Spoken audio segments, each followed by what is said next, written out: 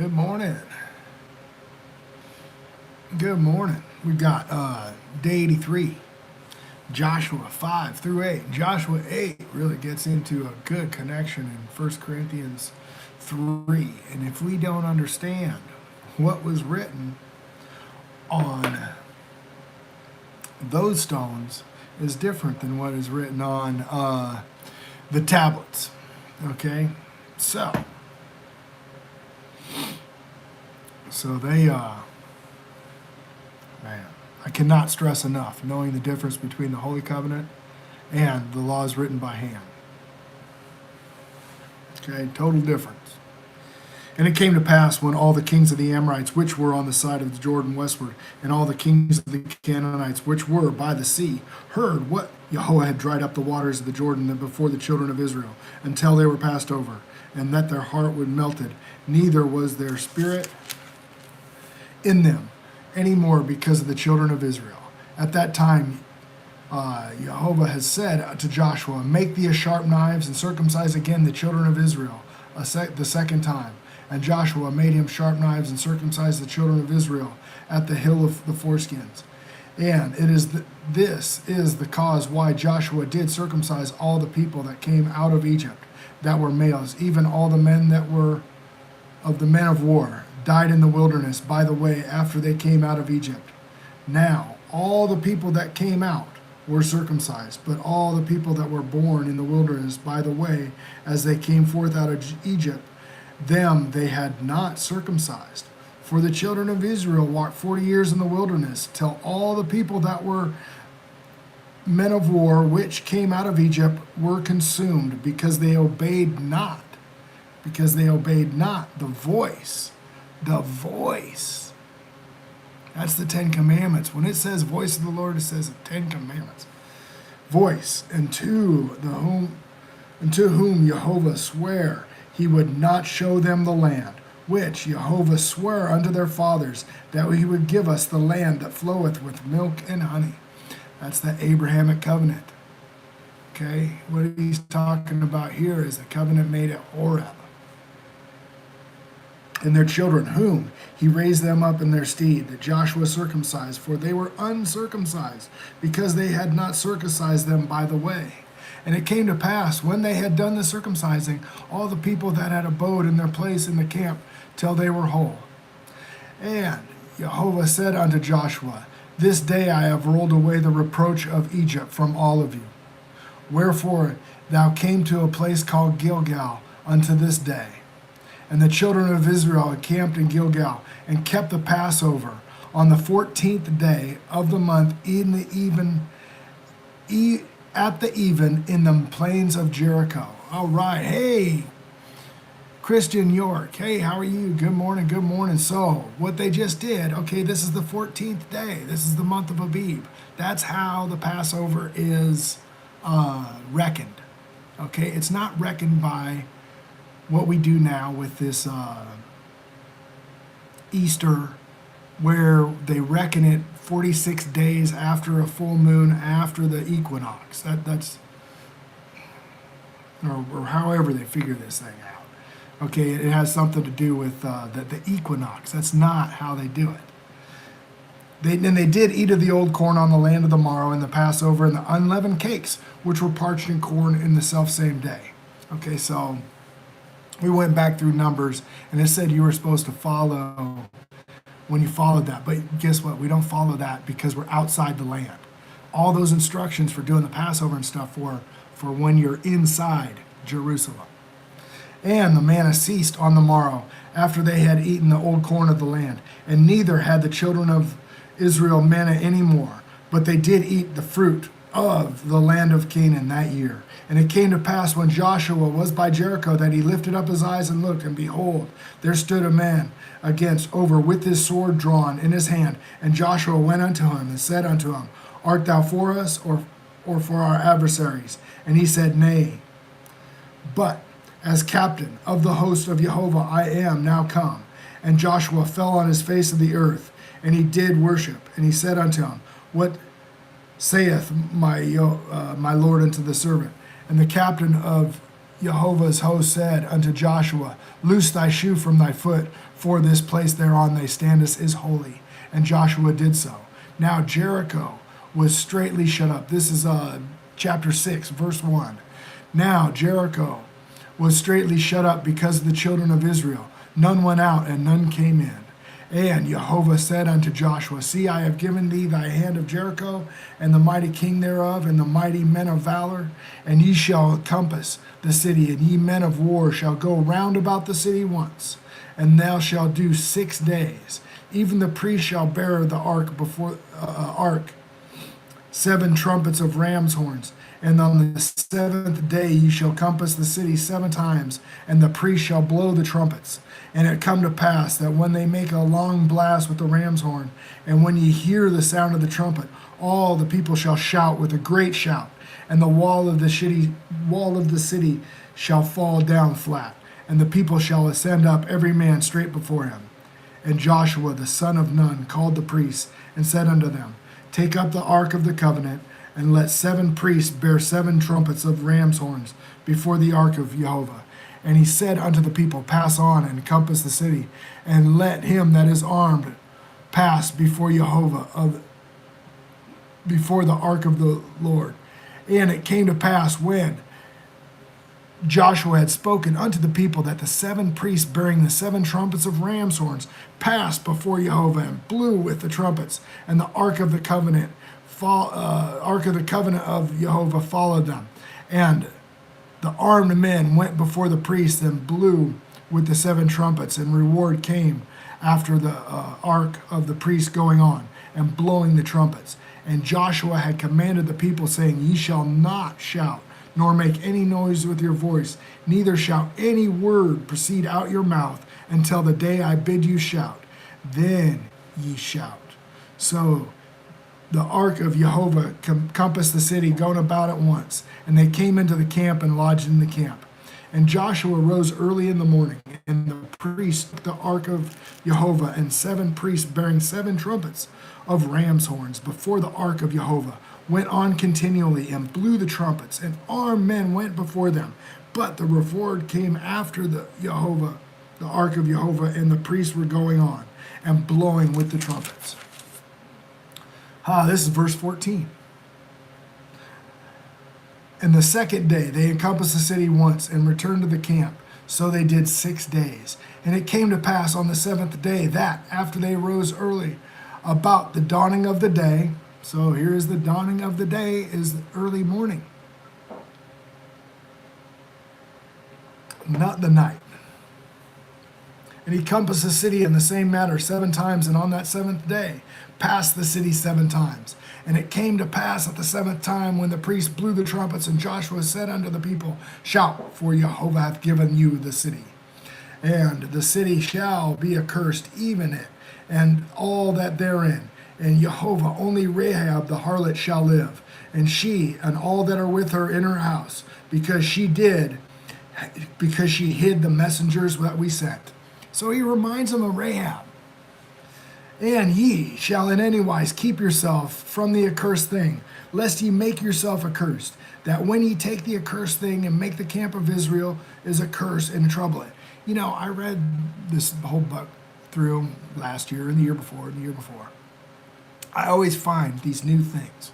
I didn't know that he reminded them of Rahab right there, which is pretty cool.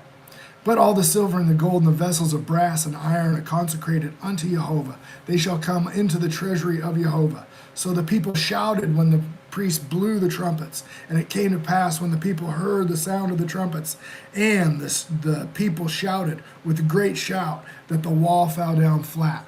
And the people went up into the city, and every man straight before him, and they took the city. They utterly destroyed all that was in the city, both man and woman, and young and old, and ox and sheep and ass, and with the edge of the sword. But Joshua had said unto the 2 men that had spied out the country, Go unto the harlot's house, and bring out hence the woman and all she hath, and ye swear unto her.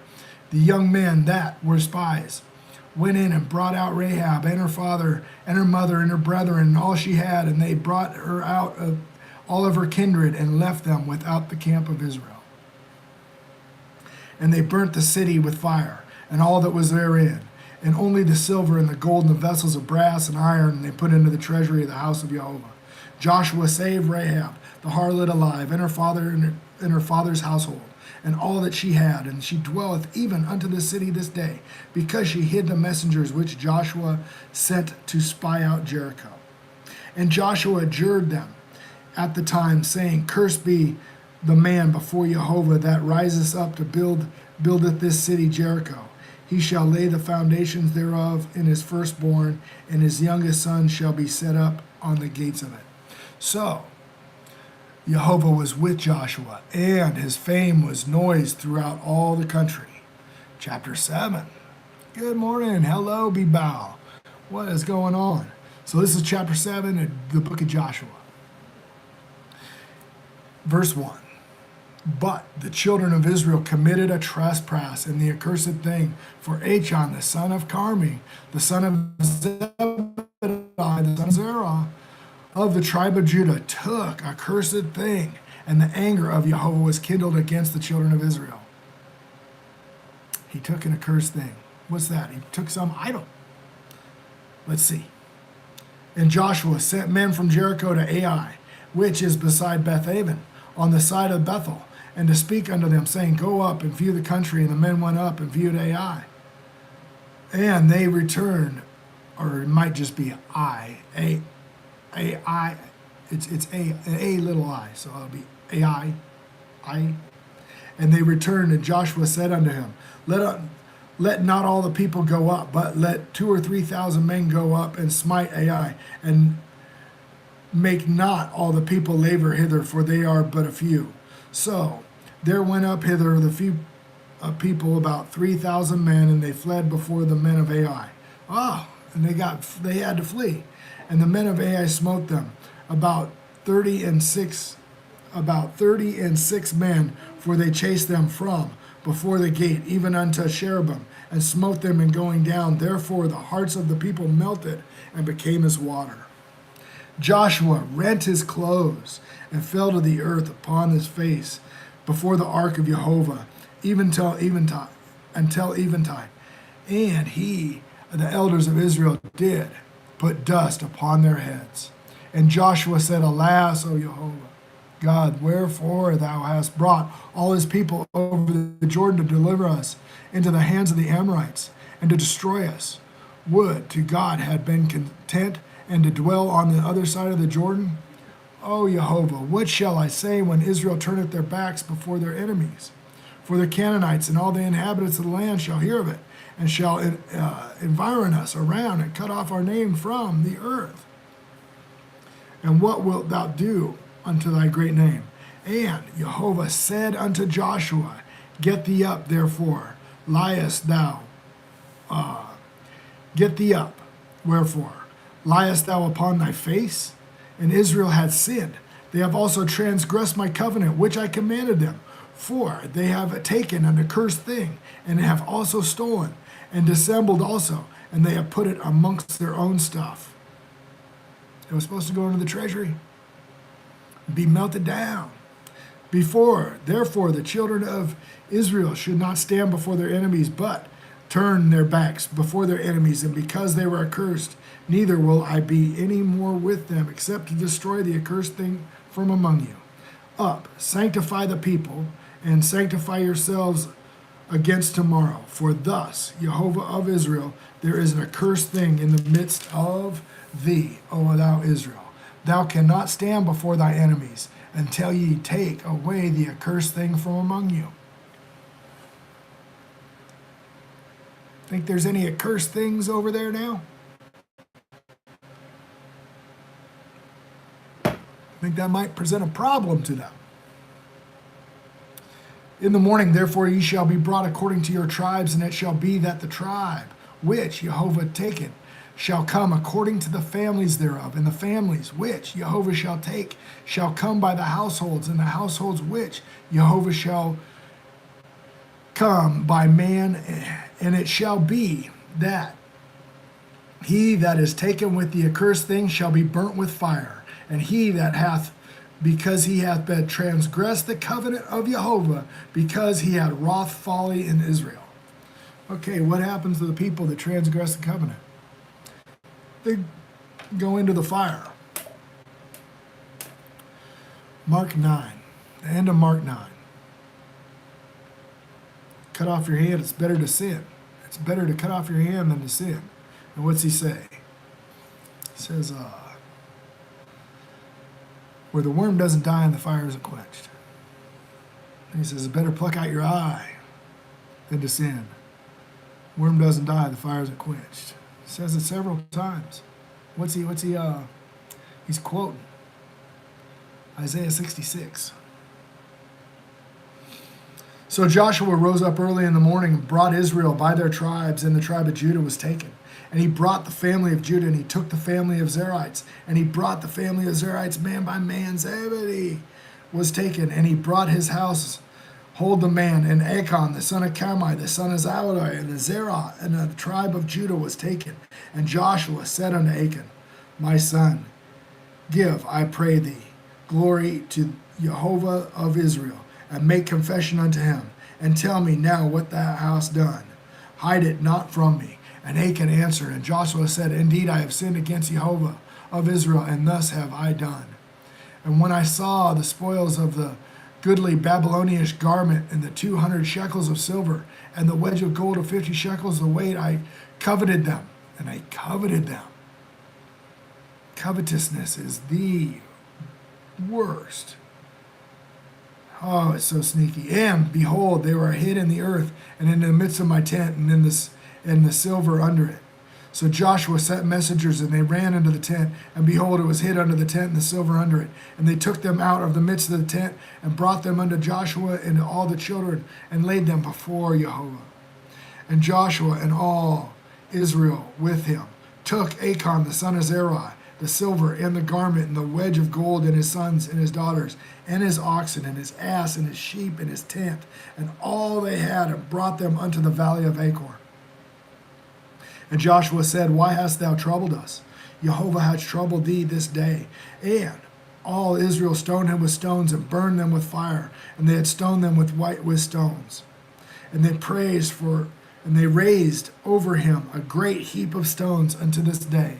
So Jehovah turned from the fierceness of his anger. Therefore, the name of that place was called the Valley of Achor unto this day.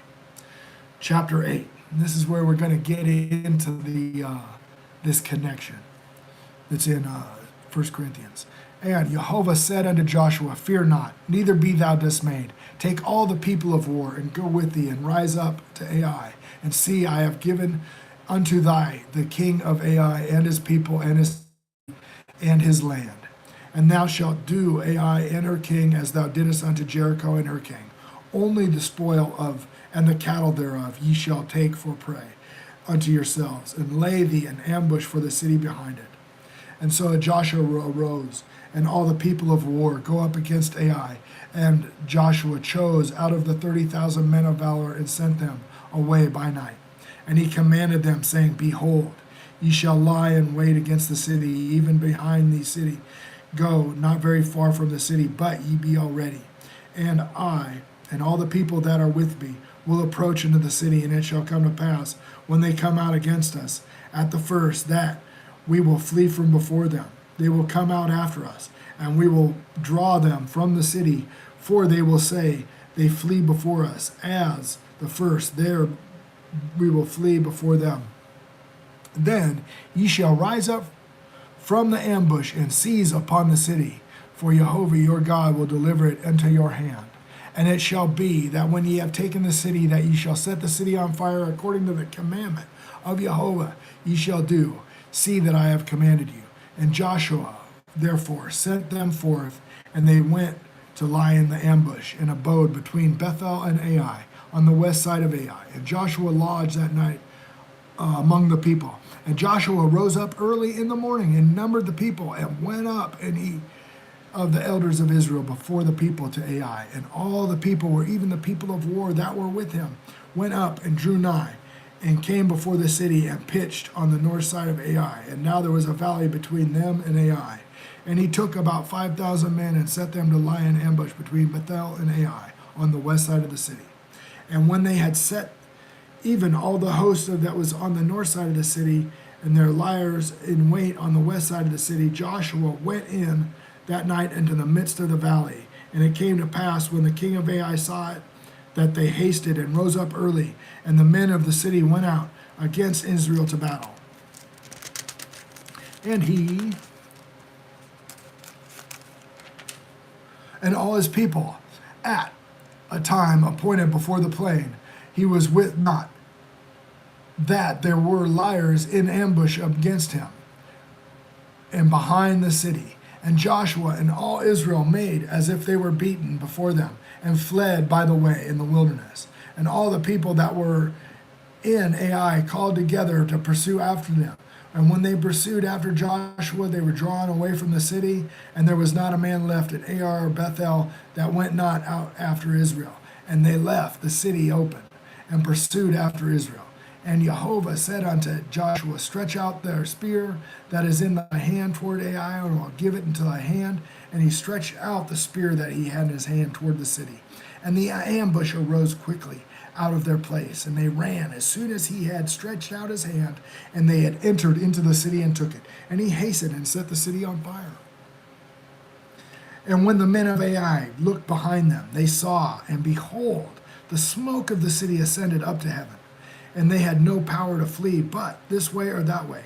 And the people fled to the wilderness, and turned back upon the pursuers. And when Joshua and all Israel saw that the ambush had taken the city, and the smoke of the city ascended, and then they turned again and slew the men of Ai.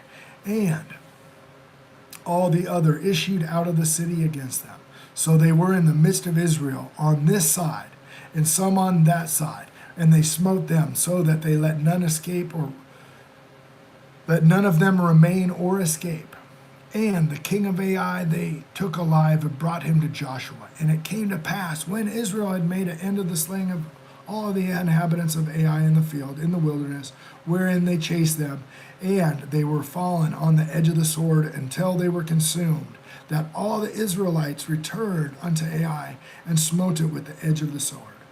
And so it was that all that fell, both that day, the men and the women, were 12,000 of Ai. Joshua drew not his hand back, wherewith he stretched out the spear, until they had utterly destroyed all the inhabitants. Only the cattle and the spoil of the city Israel took for a prey unto themselves, according to the word Jehovah had which he had commanded Joshua. And Joshua burnt Ai, and made it a heap forever, even a desolation to this day. And I've been there, in that area, and it is just dirty hills, just dust. And there's not a whole lot there. At the intersection of the highway, and then one highway runs along the Jordan, and then there's an intersection, and it goes past where Jericho was, and there's a PA settlement there.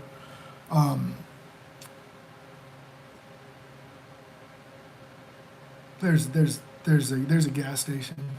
That's it. You could ride a camel there.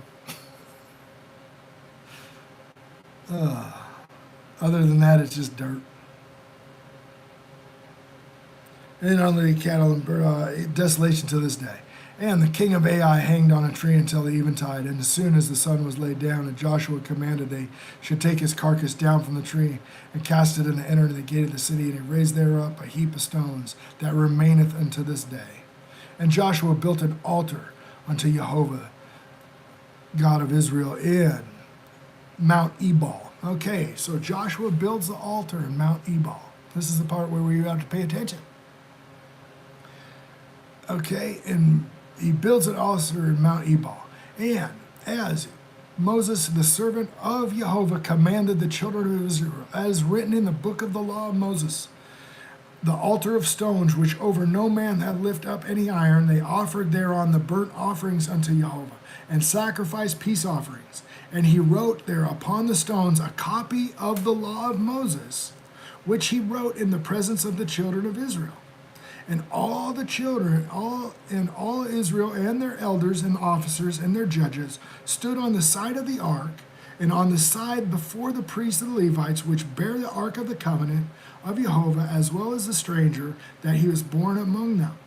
Half of them over against Mount Gerizim, and half of them against Mount Ebal, as Moses, the servant of Jehovah, had commanded before, that they should bless the people of Israel.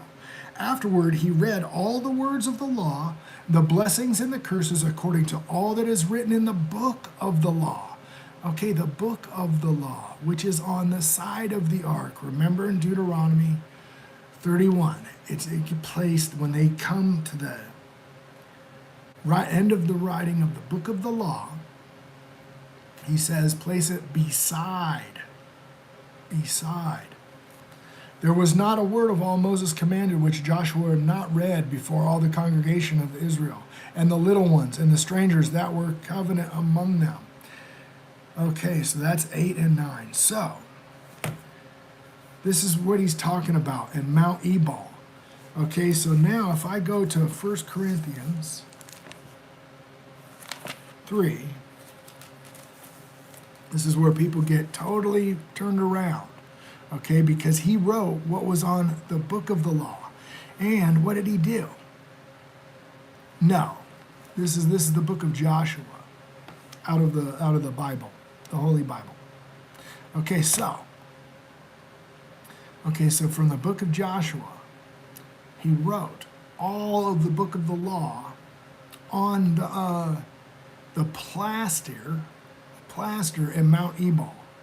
But if the ministration of death, written and engraven in stones, was glorious, so that the children of Israel would not steadfastly behold the face of Moses, for the glory of his countenance, which was the glory to be done away, how shall not the ministration of the Spirit rather be glorious? For if the ministration of the condemnation be glory, much more hath do the ministration of righteousness exceeded in glory. So what people don't understand is that the difference between what was written by hand by Moses and what was written by the finger of God on the 2 tablets of stone that go inside the mercy seat, not the ones written beside the mercy seat.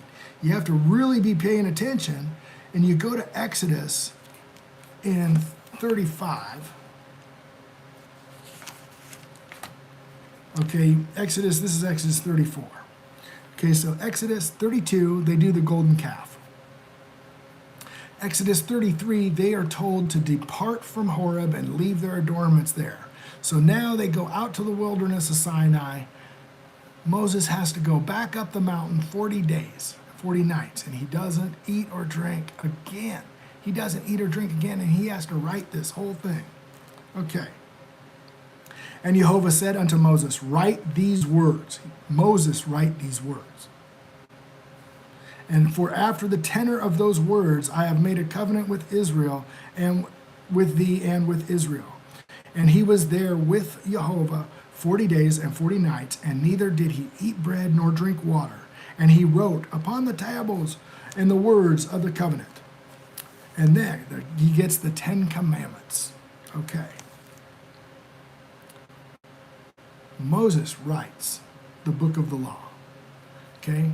In Galatians 3:19, that is what they got after the transgressions. He goes on to call that the schoolmaster. Okay? And it is for a time until the seed should come. The seed is the Messiah, Jehovah, or Yeshua. Okay? The Son of God, until the Son of God should come. The whole Christian church nails the Holy Covenant and the book of the law to the cross. Okay? It's the handwritten ordinances that get nailed to the cross, folks. You could call it the sacrificial laws. Okay? He was never into bulls and goats. No. I'm not a Jehovah's Witness. So he's never into the blood of bulls and goats. Okay? Says it in Isaiah 20. Says it in Jeremiah 7, around verse 20. Okay? That's what people don't understand. And if you don't understand the difference between the Holy Covenant and the book of the law, okay, as Peter said, you're not going to understand Paul. No, I'm not a pastor. I just read the Bible. Man, oh man, oh man. Woe to the pastors. That's Jeremiah 23, man. Woe to the pastors. God loves the pastors, you know. But they're scattering the flock, teaching iniquity. And here it comes. It's coming, folks. I love you. That is Joshua. Okay, this is precept upon precept. You have to understand some things to understand the next thing. Okay, and if you don't understand all that thou desirest of Jehovah in Horeb, you're not going to understand the whole Bible. You're going to throw the baby out with the bathwater, and the day of judgment's coming. If you have judgment, you have to have what? You have to have a standard. You have to have equal weights and measures. That's the Ten Commandments, folks. It breaks my heart to know that every church I know of preaches against it. I love you guys. Stay tuned. We'll get through the whole Bible. I know I'm falling behind, and I need to double up and triple up and get done earlier.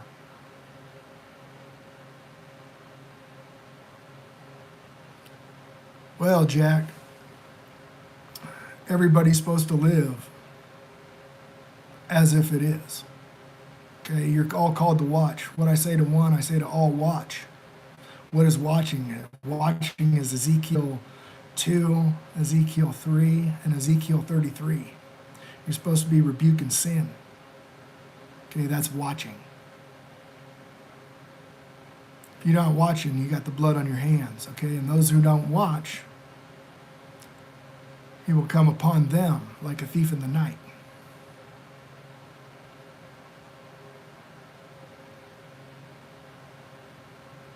It actually does. It actually does.